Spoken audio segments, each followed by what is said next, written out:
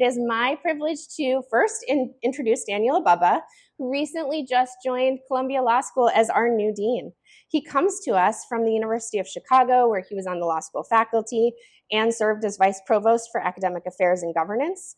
In that role, he was responsible for stewarding critical aspects of university-wide academic life, as well as important strategic assignments. He also, and we are very excited about this part, served on the board of the University of Chicago Charter School and was chair of the board of Chapin Hall, an organization that, quote, puts evidence into practical use in the real world to further child well-being. We are so excited to have a person with a track record of joining relationships, ideas, and action in service of impact at the head of our law school. Lots of experience leading institutions that sound familiar and inspiring. Thank you.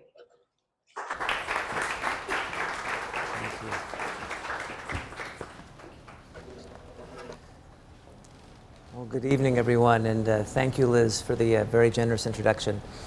So I'm really pleased that I had the opportunity to speak to all of you today as we celebrate the Center for Public Research and Leadership and its service to our nation's public schools, which I think is a true cornerstone to democratic society. It's worth noting that this year marks the 70th anniversary of the Brown decision, and I've been reminded of the incredible legacy of Columbia-trained lawyers in advancing American public education, from the foundation laid by Jack Greenberg, Constance Baker Motley, and Robert Carter, to the host of law school alumni working at the intersection of public service and civil rights today. CPRL's work in advancing equity and in public education is an extension of that legacy, and the supporters and friends in this room tonight have helped ensure that the legacy continues. As all of you here know tonight, and you know it better than I do, CPRL is nationally recognized for innovation in experiential, interdisciplinary graduate education, and public leadership development. And under the leadership of founder and Columbia Law professor Jim Liebman, and of course, executive director Liz Chu, CPRL has built a truly path-breaking educational and organizational model that brings together some of the nation's most talented graduate students. Some of you are graduates who are here, to support over 200 successful partnerships with public and nonprofit education organizations. And I want to say something a little bit off script, because I was talking to Jim when we first met, and I think it was rare to have a connection with someone where I've spent a lot of time doing the work, not as many years as Jim, but I've certainly spent the time working with public schools, whether it's University of Chicago Charter School, whether it's Chapin Hall, as you mentioned, but also the Urban Education Institute at the University of Chicago. So this is something that is not only important to me, it's something close to me, and it's something I spent the last 6 years doing. And I'm really privileged to be able to continue to hopefully add to that great tradition that Jim has built here. He's done it at a much bigger scale than I have, but I hope to learn from him and contribute to that as well. I think everyone knows that CPRL really demonstrates the type of impactful discipline, expanding, frankly, collaboration that former President Emeritus Lee Bollinger named as what I understand to be the fourth purpose of the university.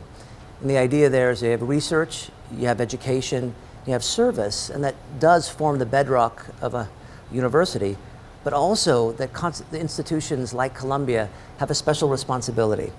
And that responsibility is to leverage their scholarly knowledge, or our scholarly knowledge really, to create societal and global impact. And we have to do that in a way that has partnerships with those outside of academia and partnerships with all of you. So the success of CPRL's 3-year expansion campaign, which we're here to mark tonight, will dramatically increase its ability to affect just the kind of impact that I described, including scaling up the number of participating graduate students from around the country, to increasing not only the number of projects conducted, but deepening the organization's ability to tackle complex and intractable challenges. The law school has been grateful to be CPRL's institutional home and will absolutely continue to nurture its next phase of growth and impact. And so I very much want to echo Liz's thanks to all of you, and of course to the amazing and generous foundations and individuals who've made CPRL's goal a reality. So thank you very much. Before I conclude, I'd like to offer my own words of gratitude, again to Jim Liebman and of course to Liz Chu, for their visionary leadership in cultivating this group of really dedicated change makers and really scaffolding the organization toward what I know to be greater and even more successful moments in the future. So Jim, wherever you are, and there I see a hand, Jim and Liz, there you go. Thank you for your incredible work. And also I'd like to extend a special welcome to our honored guest, Rhode Island Commissioner of Elementary and Secondary Education, Angelica Infante Green, and to the many individuals and philanthropists among us who provided their steadfast support and partnership. So thank you for your attention, and back to you, Liz. Thank you.